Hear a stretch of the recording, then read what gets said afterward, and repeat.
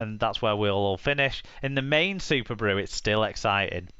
Simon Lees takes over at the top, but a handful of players might still win. Fatboy Rob has the yellow cap. I think he's too far back in ninth now, to be honest.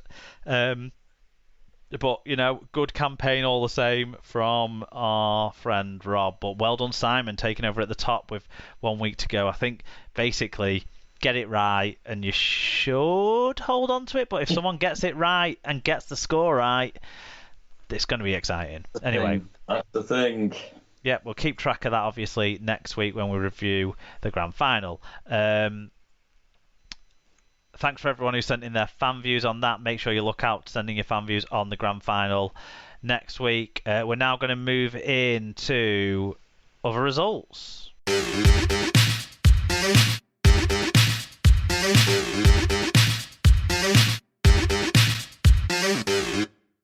Other results time. The championship playoffs reached their semi-final stage as well, and it was, first and second entering the fray, and first and second doing what was expected, like what we just talked about.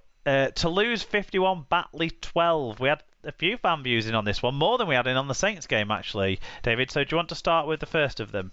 I will. Tommy Edwards says, just want to say, Phil Clark's commentary gives me the shit. You're not the only one, Tommy. About as useful as a horny nun when he's in the commentary box. Nice one. But when Toulouse a far better side, but away, Toulouse a far better side in that second half. Good defensive structures, and if the passes stick, a very destructive attacking threat. Hope that if they do make it to Super League, they won't be another Toronto. Well, I think they've got a bit more of a history behind the club to hope.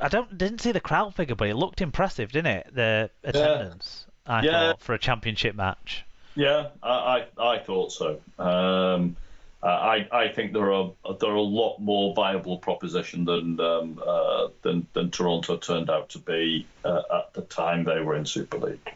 Callum Percy, the Wigan drummer, said, valiant effort from the Doggies. Great to see my local team doing well. Great to see some people I know playing for Batley too.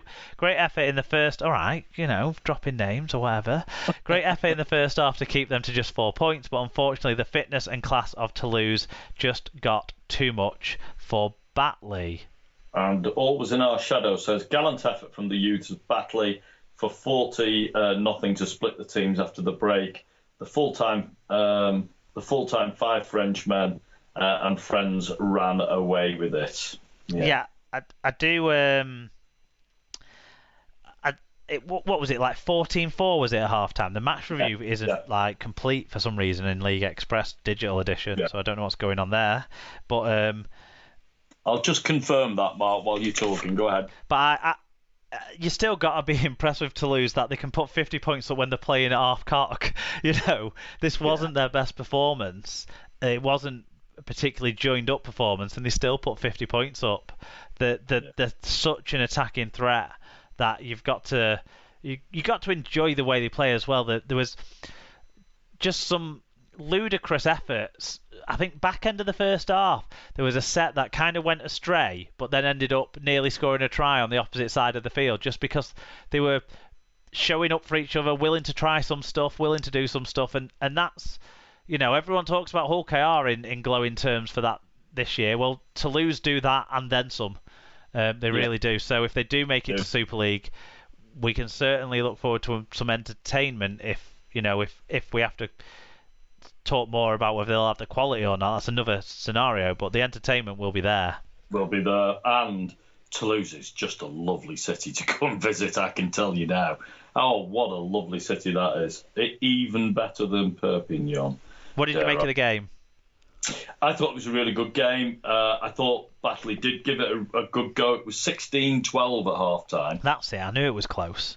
Yeah, it was, 4 points, and the crowd was 6,871. Which is very, very creditable. I wasn't surprised to see Toulouse's sort of fitter, more experienced side run away with it in the second half. I thought it was a good advert for what Toulouse might be able to bring into Super League. Yeah. They were really... they were decent. They weren't flowing, I don't think. No.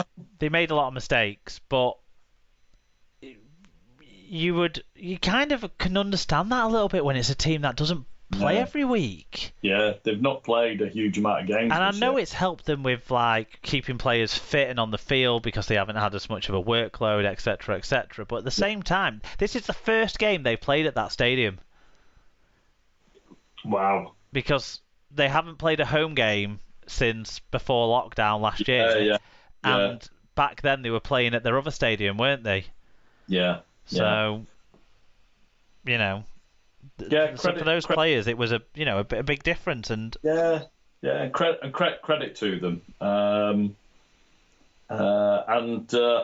It'll be a tough game that they've got coming up next week, but I would still expect them to win. But there we go. Yeah, I think Junior Vivai scored a couple of nice tries, didn't he? He seems to enjoy himself in this Toulouse side, along with many of the other players that we've seen in Super League before. The other Championship playoff finished Featherstone 42, Halifax 10. And again, not out of sight at half-time. This one was the one that was 14-4 at half-time. Halifax, though, to me, this game was quite similar in some ways, certainly the first half, to Halifax's game against Whitehaven the week before. You just, one team seemed to come out with a better start, a stronger setup. I never felt it was really in question. In fact, to be honest, I didn't watch most of the second half because even at 14-4, I didn't really see the hallmark of a turnaround for me. And Fev, they weren't brilliant. But it was tough conditions, and they were definitely the better side by a mile. Yeah, they'll have the work cut out, I think, against Toulouse next week. And the game's being played in France, I think, isn't it? It is, yeah. They need to put on. It's important how defensively they get up for it, I suppose. And it is a challenge. It will be a challenge for them because they won't have made that trip this year, so they'll have players who are out of practice for that sort of trip because, like all the part-time clubs, they got to duck out of that trip for legitimate and reasonable reasons this year. But it means that it's a bigger hill to climb when they have to make it at the end of the season, I suppose. And Toulouse are the only team that have beaten Featherstone this year in the Championship too, so that'll be, in fact, the only team that have beaten them, I suppose, other than whoever they lost to in the Cup. So, we'll get onto that in a little while, but well done to Fev. League One promotion playoff was probably the game that gave the most drama of all. Exciting finish, didn't it? This weekend, yeah, certainly, with a very late goal, weren't it, that won it on the hooter, was it? Yeah, it was they were behind, weren't they? There was a try out wide, and he had to convert it to win. And in pretty awful conditions, kicked it right from the touchline. And it was a kick under severe pressure. So very, very impressive finish to the game for Donny. And not the first choice kicker, and he'd just missed a kick a few minutes before, hadn't he, as well? In the Doncaster comeback. So it was all quite dramatic, you have to say. Yeah, and what a great finish to a game. I mean, it was tight throughout, wasn't it? It was only 14-12 at half time. So they were trading punches all the way through the game, and they were 26-22 down with as the game closed, and just managed to score right near the end and squeeze it over. So tough luck on Keighley, but great finish by Doncaster, and they're deservedly through. Yes. So 28-26, that one finished up for the Dons. So good, exciting finish there in that one. NRL Grand Final, that one finished 14 points to 12 in favour of the Penrith Panthers over the South Sydney Rabbitohs. For the Rabbitohs, Burgess didn't let himself down 139 metres, but not enough to get his side over the line. We had a couple of fan views. Do you want to take away the first one? Yes, Alan Walker, great match, always would be. The best, most exciting attacking teams produce a brutal, tight, compelling game, just like Origin, but better. There were many great players on both sides having great games, but the fine difference was a masterclass by the best 7 in the world.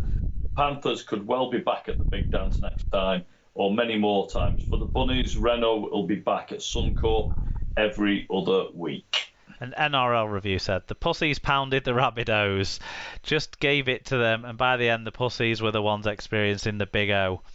Cody Jogger's pass will long be remembered as Stephen Frighten plucked it and scored. In the end, the difference was Tatman's missed sideline conversion.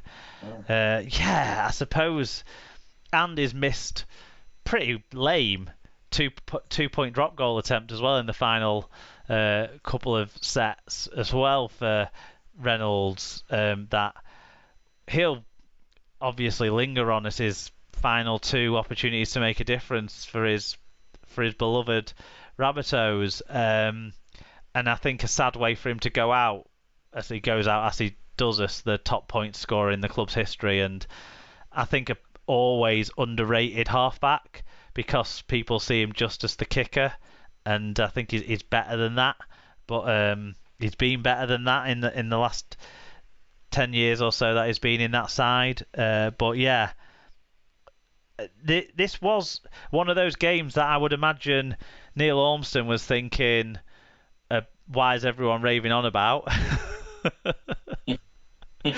It was a game for intensity rather than razzmatazz, I think. Yeah, I'm currently not watching any NRL games after they cracked on the World Cup mark, so I can't tell you. Oh, right. Well, I did watch this one. I broke my sort of hiatus from watching the NRL for this. I'm looking forward with great anticipation for the Ashes being cancelled and that being being Australia's penance. To be honest. Yeah. Exactly. I'm thinking exactly the same thing. Stuff them. But in terms of this match, I think you would have, if you did watch it, you would have had a great deal of interest in how this game went, because a big part of the Panthers winning was them being able to restrict the go forward of the Rabbitohs, really. Some of it was Rabbitohs' own self doing, giving away penalties and stuff, and conceding field position as much as possession, especially in that first half, was a challenge for them. They had to do a lot of hard work down in their own defensive end in the first half, the Rabbitohs, and coughed up a couple of their chances when they did get them, possibly because of all the energy they'd expended in defence.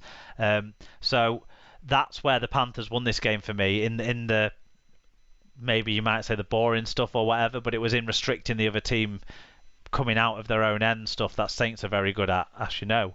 I do like the Rabbitohs looked more threatening when they did attack. They just attacked so infrequently in the game that they never really got a platform to put sort of pressure on. They talked a lot about the try that I guess ultimately was the difference in a way, because it was scored close enough to the sticks and the conversion and all that. But the try Crichton scored, the intercept try from a pass from Cody Walker, they talked a lot on the commentary about Walker taking the wrong pass option because Gagai could have been put through a hole if it had found him on the short ball rather than going for the long ball over the top to